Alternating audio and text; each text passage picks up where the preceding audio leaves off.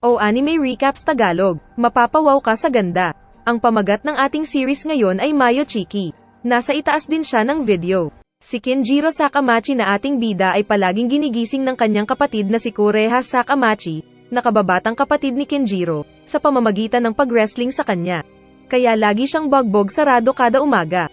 Lagi rin niyang nakikita ang isang mayamang babae na si Kanade Suzutsuki kasama ang butler nitong crush ng campus na si Subaru Kono. Dahil takot sa babae si Kenjiro ay napagkakamalan siyang bakla ng mga kakilala. Agad siyang nagtago sa washroom para umihi at hindi niya inaasahan na pagbukas niya ng pinto ay naroon palang umiihi si Subaru. Nalaman niyang panty ang ginagamit ng crush ng mga babae na butler. Agad siyang lumabas at nag-isip ng kung bakit ganun ang underwear ni Subaru. Nag-iisip siyang baka may topak si Subaru, pero paglabas ni Subaru ay galit niyang sinuntok si Kenjiro sa tiyan. Sinabi nitong iuuntog niya ang ulo nito hanggang sa mawala ang alaala sa nakita, kaya biglang tumakbo si Kenjiro at nagtago sa laboratory room nila. Pero sinundan pa rin siya ni Subaru dahil hindi daw siya makakatakas dahil nalaman na niya ang sekreto ni Subaru. Sa loob ay sinubukan siyang bugbugin ni Subaru ngunit mabuti na lang at galing siya sa pamilya ng wrestler kaya madali lang siyang nakakailag. Nakita niyang muntik mahulugan ng bote ang ulo ni Subaru kaya tinulak niya ito para iligtas. Kaya nagulat si Kenjiro na nalamang babae pala si Subaru at kaya pala siya cute. Dahil dito ay sinuntok siya ng babae at nawalan siya ng malay. Paggising niya ay nakahiga na siya sa klinik at nang tanggalin niya ang kumot sa tabi ay naroon si Suzutsuki. Sinabi ng babae na ginawa nilang cyborg ang kanyang katawan at nauto naman siya na magta-transform daw. Kaya pinagtawanan siya ng babae. Pinaliwanag ni Suzutsuki na babae ang kanyang butler na si Subaru at dahil nalaman niya ang sekreto ay muntik na siyang matigok pero niligtas siya ni Suzutsuki. Kalaunan ay pinakita ni Suzutsuki na naroon din pala sa kabilang kama si Subaru na nakatali din at nalagyan ng bola ang bunganga para hindi makasigaw. Tinanggal ni Suzutsuki ang nasa bunganga ni Subaru at nais pala nitong patayin si Kenjiro dahil sa pagkakaalam ng sekreto nito. Para maging tuluyang butler daw kasi ni Suzutsuki si Subaru ay kailangang walang makakaalam na babae siya. Dahil kung malalaman ng mga tao na babae siya ay tatanggalin siya ng ama ni Suzutsuki bilang butler. Kaya nakipagkasando si Kenjiro kay Suzutsuki na mananahimik siya, pero sa isang kondisyon. Tutulungan siya ni Suzutsuki para matanggal ang kanyang takot sa mga babae para hindi na siya magno-nosebleed lagi. Dahil ito ang utos ni Suzutsuki ay naging ayos na rin si Subaru. Paggising ni Kenjiro ay bogbog ulit siya sa kapatid. Dahil nagsabay sina Kenjiro at Subaru ay maraming nagtaka maging ang kaklase niyang si Yamato. Sinabi pa nitong nagagalit ang mga fans ni Subaru at baka padalhan siya ng assassin. Kaya nang naglalakad siya ng hallway ay muntik na siyang hampasin ng fire extinguisher ng isang nakamaskara, pero niligtas siya ng Girl Scout doon na fans din ni Subaru. Pinagkakamalan daw kasing isa sa kanila ni Subaru ang bakla. Kalaunan pa ay binigyan siya ni Suzutsuki ng coupon na pwede daw niyang gamitin kay Subaru para ipagawa ang nais niyang gawin. Kalaunan pa ay magkasamang namasyal sina Kenjiro at Subaru dahil ito ang utos ni Suzutsuki. Sinabi pa ni Suzutsuki na magpalit si Subaru bilang babae na kanya namang ginawa. Kaya pasimpleng nagandahan si Kenjiro sa babae at naalala ang nalamukot nitong siopaw. Kalaunan ay nakita ni Subaru na maganda ang mga manika doon kaya kumuha ang lalaki ng isa para sa kanya. Sa isang parke ay nagkwentuhan sila at doon ay sinabi ni Kenjiro na nagdudugo ang ilong niya kapag nahahawakan ng mga babae, dahil siguro ito ay self-defense niya. Lagi daw kasi siyang binubugbog ng wrestler na ina at ng babaeng kapatid. Tinawagan ni Suzutsuki si Subaru at inutusang hipan ang tenga ni Kenjiro. Saka kinausap ni Suzutsuki ang lalaki at sinabing ibigay ang coupon kay Subaru. Kaya biglang nagiba ang pakikitungo ni Subaru at tinawag niyang master si Kenjiro at pwede daw niyang gawin ang lahat niyang nais. Inutusan niyang umungol si Subaru na parang tupa pero umungol ito na parang hentai. Pero kahit nakangiti ay nag-aapoy sa galit si Subaru na nais dakmalin si Kenjiro. Pero biglang dumating si Kureha at sinipa si Kenjiro at nagalit ito dahil daw bakla palang crossdresser ang crush niyang si Subaru. Nakita daw nito ang kanilang harutan at inatake si Subaru kaya sinipa siya ng babae. Dahil nasaktan ay tumakbo pa uwi ang bata. Lumabas naman si Suzutsuki mula sa pinagtataguan nito para subaybayan sila. Kaya nagpaalam na si Kenjiro para umuwi. Pag uwi ni Kenjiro ay nakita nito ang manika na sinaksak ni Kureha. Kinabukasan ay ayaw pa ring makipag-usap ang bata sa dalawa dahil shock pa rin ito na isa sa kanila ay bakla. Dumating ang PE class nila at kinakailangang magtanggal ng damit ang mga lalaki para ma-measure ang kanilang dibdib. Naisip ni Kenjiro na baka mabisto ang lihim ni Subaru kaya nang tinawag ang babae ay siya na ang nag-measure ng dibdib nito. Nang siya na ang susukatin ay nakita niyang maganda rin ang nurse. Para hindi siya ma-nosebleed ay si Subaru naman ang nagpresenta na sumukat sa kanyang dibdib. Pero nang kailangang ma-check ng doktor si Subaru ay naisip ulit ni Kenjiro na baka mabisto ang babae at mapagtawanan lang siya. Kaya niyakap niya ang babae at nag-nosebleed siya dahil malambot daw. Kaya sila pinalabas ng doktor at hindi na sila nag-attend ng PE class. Dahil ayaw daw magkautang ni Subaru kay Kenjiro ay niyaya niya itong kumain. Habang bumibili ng pagkain ay nakapaligid ang Kalto na may gusto kay Subaru kaya natakot si Kenjiro.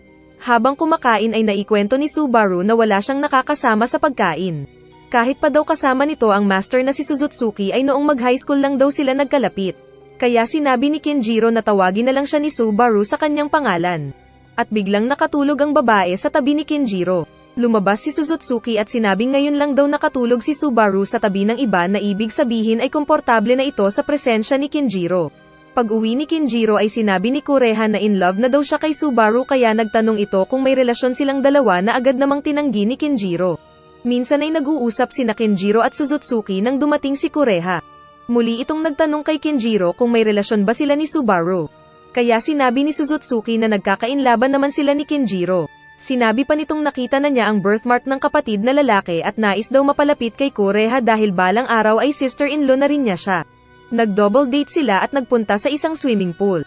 Nahihiya si Subaru dahil sa pinagbibihisa ng mga lalaki sila pupunta kaya sinabi ni Kenjiro na isara na lang niya ang mga mata at kumapit. Binantayan din niya ang babae sa pagpapalit. Kalaunan ay nagpaturo si Kureha kay Subaru para lumangoy. Nagkwento naman si Suzutsuki kay Kenjiro na dati silang nakidnap ni Subaru pero naayos din agad. Mula daw noon ay nagkaroon ng agwat ang kanilang samahan. Nang naglalakad sina Kenjiro at Subaru ay may nakita silang nalulunod na bata na agad na niligtas ni Kenjiro. Pero nahilo siya at paggising ay nakitang nag-aalala daw si Subaru. May batang nagbigay ng cellphone sa kanila at nang kanilang sagutin ay isa itong nakamaskara na nagsabing nakidnap nito sina Kureha at Suzutsuki. At tinawag sila sa isang gusali. Nakita ni Subaru ang kutsilyo ng kidnapper kaya bigla siyang nanghina. Napagtanto ni Kenjiro na nagna-nosebleed siya kapag nakahawak ng babae. Samantalang si Subaru naman ay nanghihina kapag nakakakita ng kutsilyo. Dahil daw ito sa pagkakakidnap sa kanila noong bata pa sila. Pinilit ni Subaru na magpunta sa gusali pero nanghihina ito kaya pinatulog siya ni Kenjiro. Nagpunta si Kenjiro sa gusali at siya ang lumaban sa masamang loob. Pero binugbog lang siya ng nakamaskara at walang talab ang kanyang suntok dito. Nang sasaksakin na siya ng kutsilyo ay biglang dumating si Subaru at sinalo ang kamay ng kalaban. Ginamit ng babae ang galing sa karate at sinipa ang mukha ang masamang loob na agad namang nahilo. Sa kanila niligtas sina Suzutsuki at Kureha. Humingi ng tawad si Subaru dahil hindi niya naprotektahan si Suzutsuki pero sinabi nitong ayos lang. Muling nagising ang taong nakamaskara at tinanggal ang lobong maskara. Ipinakilala ni Suzutsuki na ito pala ang tatay ni Subaru na si Nagare, na butler ng ama ni Suzutsuki. Sinubukan lang pala silang dalawa saka nahilo si Kenjiro. Paggising ni Kenjiro ay nakita niyang binabantayan siya ni Nagare. Sinabi ni Nagare na hindi niya type si Kenjiro at ganun din ang sinabi ni Kenjiro. Kalaunan ay dumating si Suzutsuki at sinabi kay Kenjiro na siya ang may pakana ng kidnapping para daw masigurong pwede pa rin niyang maasahan si Subaru bilang butler. Siya din pala ang nakausap niya sa telepono na nagmaskarang lobo. Pag-alis ni Suzutsuki ay pumasok si Subaru at niyakap si Kenjiro at nagpasalamat. Sinabi nitong naiiyak na nag-aalala daw siya sa kanyang pinaka-first na kaibigan na baka masaksak ng kutsilyo. Natutuwa naman si Kenjiro ngunit dumating si Kureha at sinabing nagde-date na nga sila ni Suzutsuki ay bakit pa daw niya kailangang akitin si Subaru. Kaya biglang nagalit si Subaru na huwag daw gagalawin ni Kenjiro ang kanyang master. Tumalon si Kenjiro sa bintana at hinayla si Suzutsuki dahil gagawin daw niya itong hostage.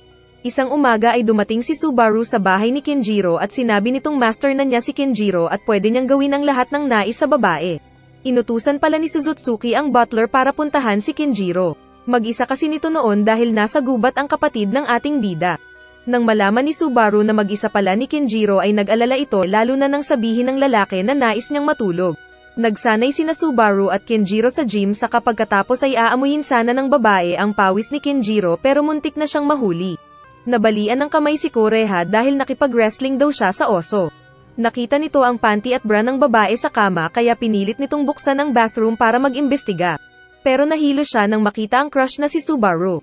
Nagpa-cute si Kureha kay Subaru pero nang pinabisto siya ng lalaki ay nilamukot ng babae ang tagiliran ni Kenjiro kaya para siyang nasa niban.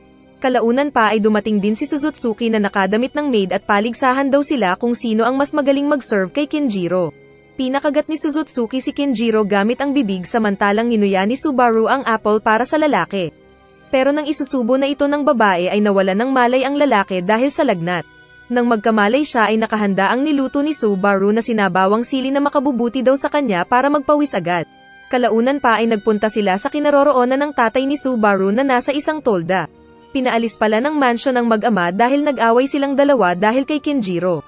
Sinipa ni Subaru ang ama sa harap ni Kinjiro kaya sinabi ni Kinjiro na kahit anong mangyari ay respetuhin niya ang kanyang ama.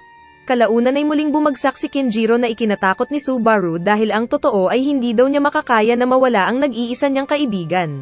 Kaya tumayo si Kinjiro at sinabing huwag mag-alala ang babae para sa kanya sa kamuli itong nahilo. Kinabukasan nang iwan na siya ni Subaru sa labas ng paaralan ay nasa tabi lang pala si Suzutsuki. Walang ano-ano ay hinalikan nito ang lips ng lalaki. Kaya na virgin na naman ang ilong ng ating bida. Isang umaga habang naglalakad si Kinjiro ay nabangga siya ng babaeng si Misamu Neusami. Lumipad ang lalaki pero matibay ang katawan at walang pinsala. Akala ni Kinjiro kung patay na ang babae kaya nilapitan niya ito at nakita ang legs. Biglang nagising ang babae at binalak tumakas dahil akala nito ay patay na si Kinjiro. Pero buhay pa pala ito at tinitignan ng kanyang salamin na nakapatong sa Gengen ni Usami. Akala tuloy ng babae kung ang Gengen niya ang nais kunin ni Kinjiro kaya inatake niya si Kinjiro. Saka lang siya napahiya nang makitang ang salamin ni Kinjiro ang kailangan nito. Nang makita ni Usami na si Kinjiro pala ang lalaking palaging malapit kay Subaru ay binugbog niya ito. Nagising na lang si Subaru sa klinik dahil dinala pala siya ni na Subaru at Suzutsuki nang makita siyang parang taing na ikalat sa kalsada. Sinabi ni Subaru na wala daw siyang makasama sa darating na school festival nila kaya tinawag niya si Kinjiro para makadate. Kaya pumayag naman agad ang lalaki na ikinasaya ng butler. Sinabi ni Subaru na pwede daw nilang pag-usapan ang kahit ano kaya nasabi ni Kinjiro ang tungkol sa kanyang unang halik. Natarante naman si Subaru dahil maging siya ay naalala ang kanyang unang halik. Sinabi ni Kinjiro na nais niyang maulit ang kanyang unang halik kaya inayos ng natatarantang si Subaru ang kurtina sa klinik at naghandang halikan si Kinjiro. Pero biglang dumating si Suzutsuki at naantala ang balak ng babae. Sinabi ni Suzutsuki na wala siyang paki sa nais gawin ni Subaru basta mag-ingat lang siya dahil nagpapanggap siyang lalaki. Pagkaalis ng dalawang babae ay hinanap ni Kinjiro si Usami na naghihintay din lang pala sa tabi. Tinawag siya ng babae sa rooftop at blinakmail na kapag hindi daw siya magpapanggap na boyfriend niya sa darating na school festival, ay bubugbugin siya ng kolto na fans ni Subaru. Isa daw officer ng S4 si Usami at kung pumayag si Kinjiro sa nais ng babae ay mag-request ito sa leader nila para sa kaligtasan ni Kinjiro na hindi bugbugin ng kolto na fans ni Subaru. Ayaw pa ring pumayag ni Kinjiro kaya inasar siya ng babae na bakla daw siya. Saka inatake ang lalaking magaling sa pag-ilag. Kalaunan pa ay pinakita ni Usami ang kanyang alas na nakuhanan pala niya ng litrato sina Kinjiro at Subaru nang mag-date sila sa isang arcade na nakapandamit babae si Subaru. Dahil ayaw mabisto ni Kinjiro ang lihim ni Subaru ay napilitan itong pumayag sa nais ng babae. Saka biglang dumating si Subaru at naabutan ang dalawa. Nahihiya naman si Usami ngunit sinabi pa rin itong nag-usap na sila ni Kinjiro na magde-date sila sa darating na school festival. Nang suportahan ito ni Kinjiro ay sinuntok siya ni Subaru ng malakas at tumakbo. Dahil nasaktan ito sapagkat nakapag-promise na si Kinjiro na siya ang dapat nakadate nito. Kalaunan ay nagpasama si Usami kay Kinjiro para mag-shopping ng swimsuit nito. Sa kanya ipinakita sa lalaki ang bathing suit na nabili at pinapabayad pa ito sa lalaki. Saka nang maglakad na pauwi ang babae ay sinamahan din lang ito ni Kinjiro. At sa isang tulay ay sinabi ni Usami na dapat na raw silang magtawagan ng unang pangalan. Dumating ang araw ng school festival kung saan kailangang mag-crossdress ng mga mag-aaral. Kaya malayang nakadamit ng pambabae si Subaru at nagmukha siyang si Chun-Li. Nag-date naman sina Kinjiro at Usami at nag-uusap sila sa isang upuan. Lihim na masaya si Usami dahil unang beses niyang maranasang may kaibigan at sinabi sa lalaki na pagkatapos ng date na iyon ay ipagluluto niya ito sa kanyang tirahan. Nang isusubo ni Usami ang toknening sa lalaki ay biglang pinakain siya ni Subaru ng maanghang na hotdog kaya napa-atras ang lalaki. Pinag-agawan ng dalawang babae si Kinjiro kaya nasagi ng bida ang malambot na Usami at hindi rin nagpatalo si Subaru na niyakap si Kinjiro. May dumating na mascot at tinawag silang pumasok sa Animal Cafe. Sa cafe ay nakita nila si Kureha na nagse-serve doon at kilala din nito si Usami na kanyang niyakap-yakap. Nakita ni Usami na masayahin si Kureha at nainggit siya na sana daw ay katulad din niya si Kinjiro na maraming friends at masayang pamilya. Kaya sinabi nito kay Kinjiro na pwede na siyang umalis at samahan si Subaru. Kaya iniwan nga siya ni Kinjiro pero isang mascot ang nanghila at nanghampas kay Kinjiro at nagpakilalang siya si Nakuro Narumi. Ipinakita nito ang kanyang ginawang mangga pero tinapon ito ni Kinjiro dahil kabaklaan daw ito dahil sa palaging salamin ang laman. Ngunit sinabi ng nasa mascot na kailangan daw niyang umalis dahil anumang oras ay magsisimula ang labanan ng dalawang grupo na S4 at Girl Scout na watchers doon. Sinabi pa nitong wala talagang kakayahan si Yusami na pigilan ng S4 na saktan si Kinjiro kung sakali. Biglang dumating si Yusami at sinipa ang mascot at sisipain sana nito si Kinjiro pero sinangga ito ni Subaru. Kaya tumakbong umiiyak si Yusami. Pinaliwanag ni Kinjiro kay Subaru na maglalaban daw ang dalawang grupo ng kanyang fans at kung mananalo ang S4 ay bugbog siya. Nagpanggap sila para makasali sa labanan at nagulat sila nang makitang si Suzutsuki ang representative ng S4. Kaya napasigaw si Kinjiro kaya nabisto sila at nakita ng mga fans si Subaru. Para sa labanan ay kailangan nilang sagutin ang mga tanong tungkol kay Subaru. Sa paligsahan ng dalawang grupo ay nakakalamang ang S4, kaya nang tanungin ni Suzutsuki kung sino ang first kiss ni Subaru ay namumulang tinuro ni Subaru si Kinjiro. Saka pinakita na nang minsang may iligtas si Kinjiro na bata at nahilo siya sa pagod ay hinalikan pala siya ni Subaru sa labi. Na mouth-to-mouth pala siya ni Subaru nang hindi niya alam. Dahil dito ay nagalit ang mga S4 at binalak bitiyin ang lalaki kaya nag-isip ang lalaki ng scapegoat at sinabi sa lahat na si Suzutsuki ang mahal nito. Pero binasted siya ng babae sa harap ng maraming tao. Paglabas ay saka siya nagpasalamat kay Suzutsuki at bilang ganti ay niyakap at pinaramdam ni Suzutsuki ang kanyang malaking Mamma Mia na pinagdugo ng ilong ni Kinjiro. Nalaman ni Kinjiro na dati na palang nag-resign si Yusami sa S4 bago pa siya ma-blackmail nito. Kaya agad na tumakbo si Kinjiro para hanapin si Yusami. Nakita naman niya ito sa tuktok ng isang gusali at doon ay sinabi ng babae ang kanyang tunay na kwento. Nakita niyang pareho silang loner ni Subaru. Kaya siya sumali sa S4 para mapalapit kay Subaru dahil sa tingin niya ay pareho lang sila ng ugali. Pero nakita nitong sa pagdaan ng panahon ay nagbago si Subaru nang makilala si Kinjiro. Naisip daw nitong lapitan si Kinjiro ngunit wala daw pagbabago sa kanyang unfriendly na ugali. Sinubukang umalis ni Yusami pero hinayla siya ni Kinjiro dahil hindi pa daw tapos ang kanilang usapan. Sa kakahawak sa kamay ng babae ay nagdugo uli ang ilong ng bida. Sinabi niya ang kanyang sekreto kay Yusami na tinawanan lang nito. Kalaunan ay dumating din sina Subaru at Suzutsuki at pinaliwanag lahat ni Suzutsuki sa butler ang nangyari kaya niya naintindihan. Aalis sana si Yusami pero pinakilala siya ni Kinjiro na kaibigan niya at naging kaibigan na din siya ni Subaru. Maging si Kureha ay dumating din at sinabing espesyal siya kaya papahiram niya muna ang kuya. Kinabukasan ay sinabi ni Yusami na nais niyang tulungan si Kinjiro na mawala ang sakit sa babae. Dagdag genjen na naman yan boy. Isang araw ay may pinainom si Subaru kay Kinjiro na agad niyang ininom dahil sa mainit ang panahon. Pero may pagpatulog pala ito kaya nahilo si Kinjiro. Naamoy ni Subaru na amoy patatas daw ito at parang may halong amoy chicks. Paggising ni Kinjiro ay kasama na niya sa higaan si Suzutsuki at kinabukasan na pala ito. Nasa isa silang hot spring na pag-aari ng kaibigan ng pamilya ni Suzutsuki. Saka dalawa lang talaga silang titira sa kwarto na iyon sabay landi sa bida. Dumating si Subaru at pag-alis ni Suzutsuki ay galit ito kay Kinjiro dahil sa nabutang muntikan ng laplapan ng dalawa pero nagdahilan ang lalaki na hindi siya marupok. Nagpunta ang tatlo sa tabing dagat para mag-relax at doon ay nakita ni Kinjiro ang kagandahan ni Subaru sa swimsuit nito. Saka malakas ang hiyaw ng malanding Suzutsuki na nilalagyan ni Kinjiro ng lotion sa likod, kaya pasimple namang naihanda ni Subaru ang kanyang nahukay na balon at malaking pamalo, para kung sakaling magloloko si Kinjiro ay bogbog Junjun. Nagpunta si Kinjiro sa kafe para umiwas sa mga babae pero doon ay nakasalubong niya ang masbuba na si Narumi at ang kapatid at si Yusami. Nagpa-part-time daw ang mga ito doon. Napahiwalay daw sila sa kanilang grupo at habang lumalangoy ay hinabol sila ni Juz kaya napadpad sila sa parteng iyon. Tumawag si Subaru na parating na raw sila kaya naisip ni Kinjiro na balaan sila ngunit dumating na si Kureha at nakita ang babaeng kamukha ni Subaru.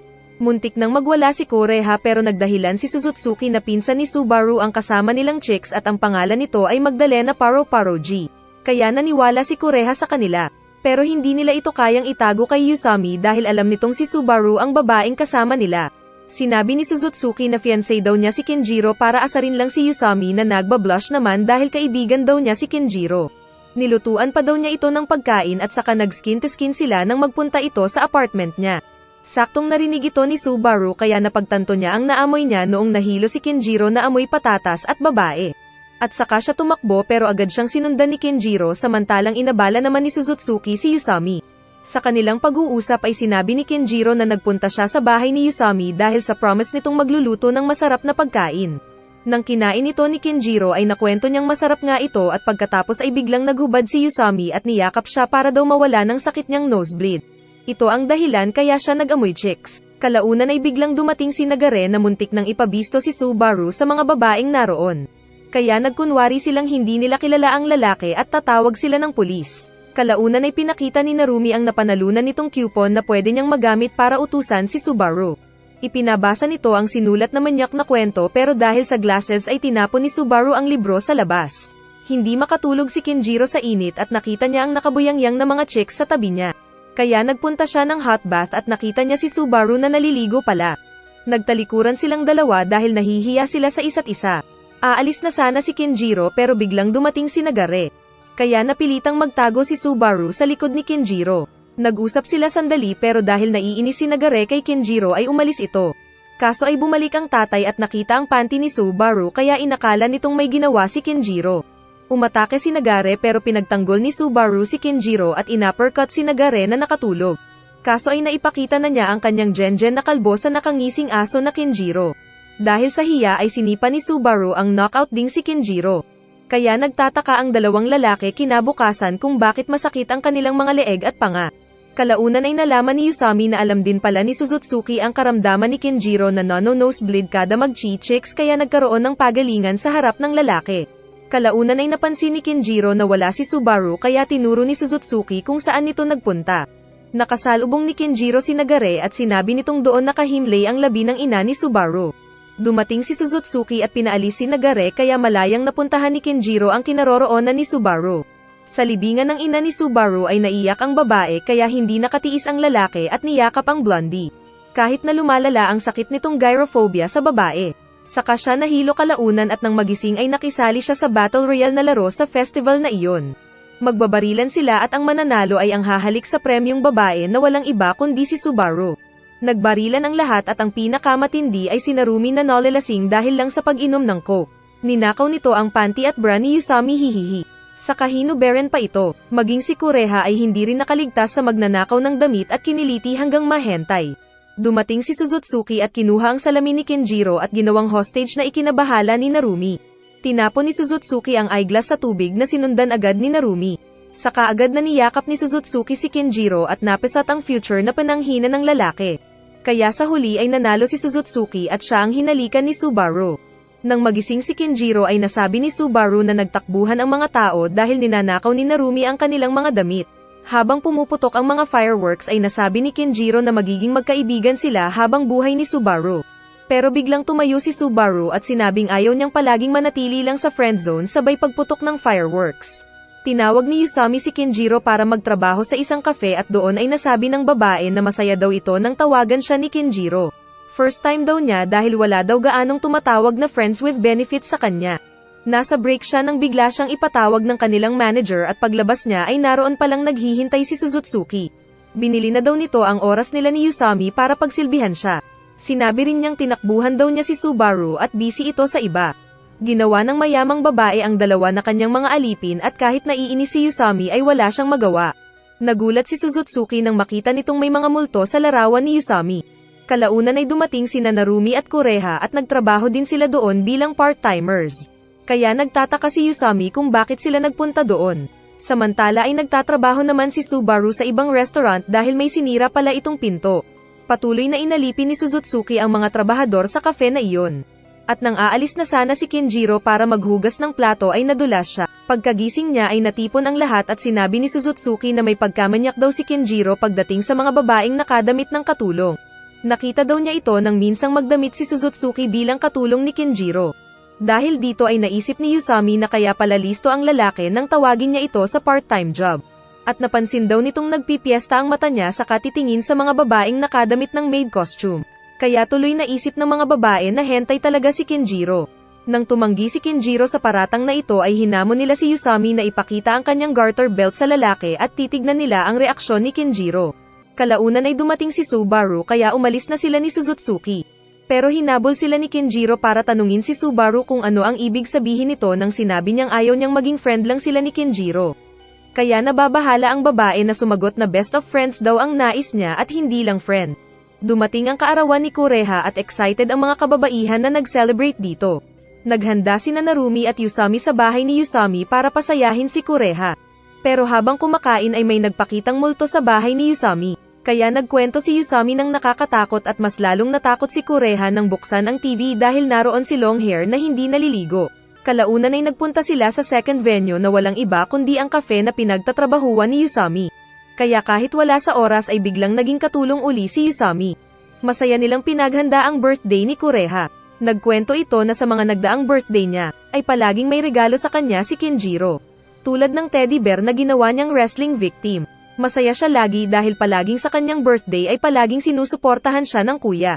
Pero isang birthday niya ay nakalimutan ito ni Kenjiro na lumabas at nagpunta ng concert at pag-uwi ay walang nauwi na regalo. Kaya binugbog niya ito at inabuso. Sa sasakyan ay sinabi ni Suzutsuki na kung nais ni Kureha ay lipat na lang siya sa kanya at siya na ang maging ate niya. Pero pinagtanggol ni Subaru si Kenjiro na normal lang sa tao ang magkamali minsan. Saka sinabi ni Kureha na todo suporta ang kanyang kuya sa kanya lalo na nang wala ang kanilang mga magulang. Pag-uwi ni Kureha ay nagulat siya dahil hindi pala nakalimutan ni Kenjiro ang kanyang birthday, at may binili itong malaking teddy bear para sa kanya. Dahil sa saya ay hinuli niya ang kapatid saka ginawa itong wrestling partner at binali-bali ang katawan ng kawawang Kenjiro. Minsan ay nagpunta si Narumi sa bahay ni Kenjiro pero nang hindi siya papasukin ni Kenjiro ay nag-iskandalo si Narumi kaya hinarap din niya ito. Nais daw kasi ng babae na magpa-advise sa lalaki.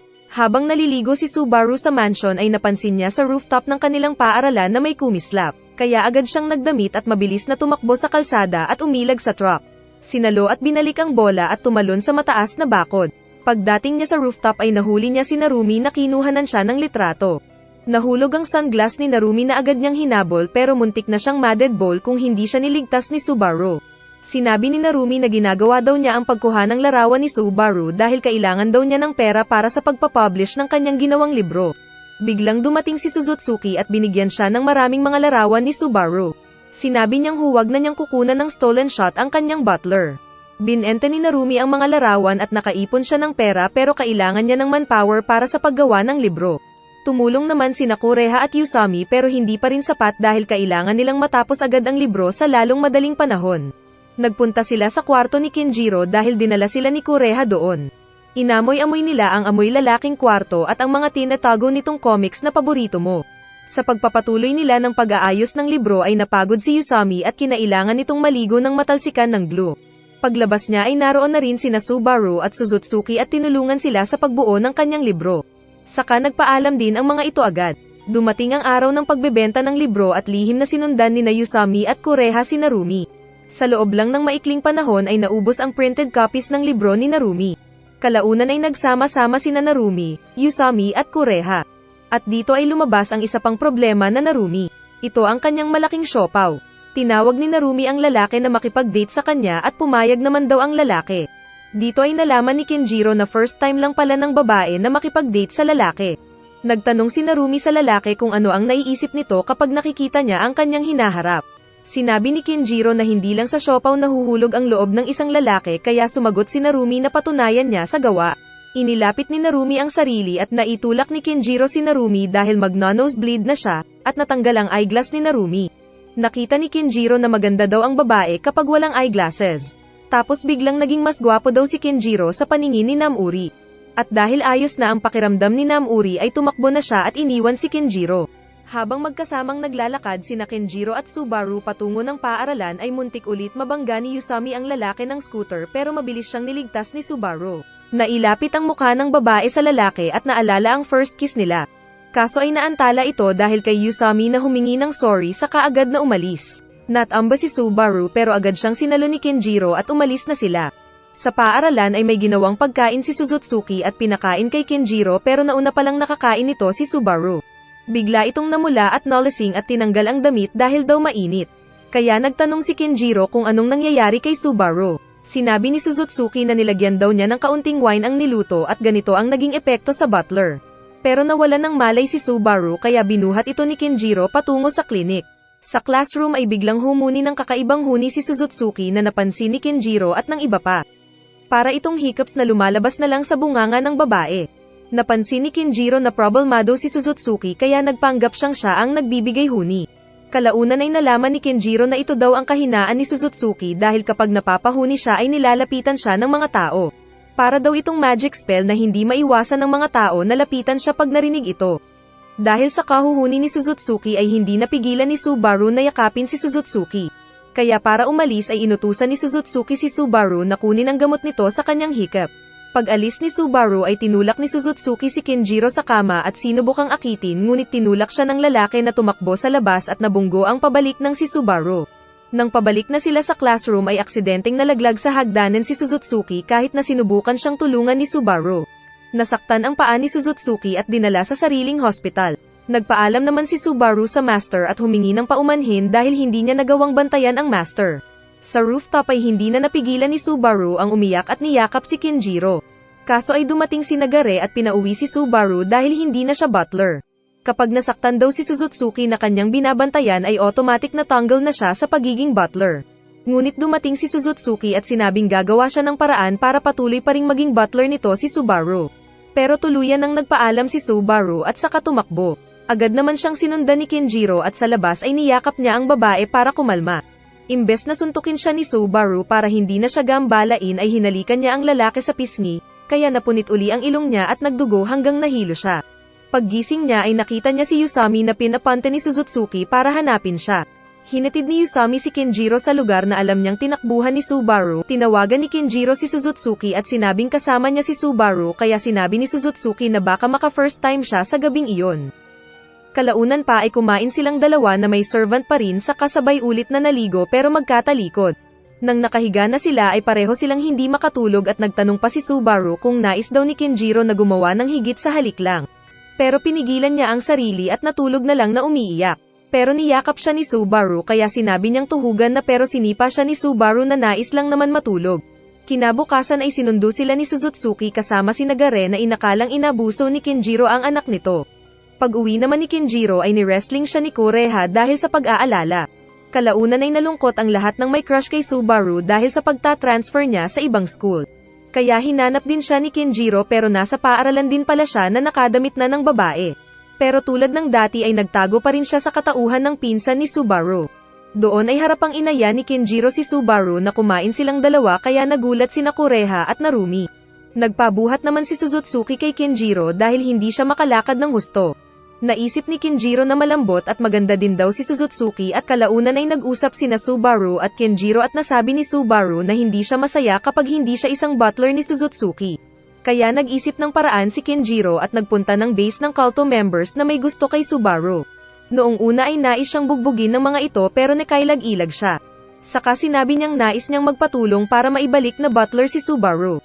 Dahil dito ay nagpetisyon ang mga estudyante sa pangunguna ni Kinjiro, na nais nilang muling bumalik si Subaru na butler ni Suzutsuki.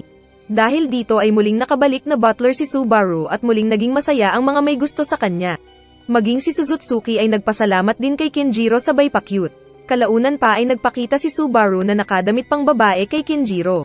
Sinabi ng babae na hindi daw siya butler sa oras na iyon at nais lang niyang magpasalamat kay Kinjiro. Hahalikan sana ng babae ang lalaki pero natatakot ang lalaki kaya lumabas si Suzutsuki at sinabing kung ayaw niyang halikan ang lalaki ay siya na ang gagawa. Kaya hinalikan ni Subaru ang lalaki na muling nagdugo ang ilong. Kaya nasabi ng babae na paano sila pupunta sa level 2 kung halik palang nosebleed na agad. At natapos ang series. Kung nagustuhan mo ang video ay like na yan agad. Para naman more anime recaps Tagalog to come. Dahil kapag nakikita naming mas maraming nagla-like ay nabibigyan kami ng idea kung ano ang susunod naming upload. Panoorin mo rin ang iba pa naming mga videos dahil lahat yan ay maganda.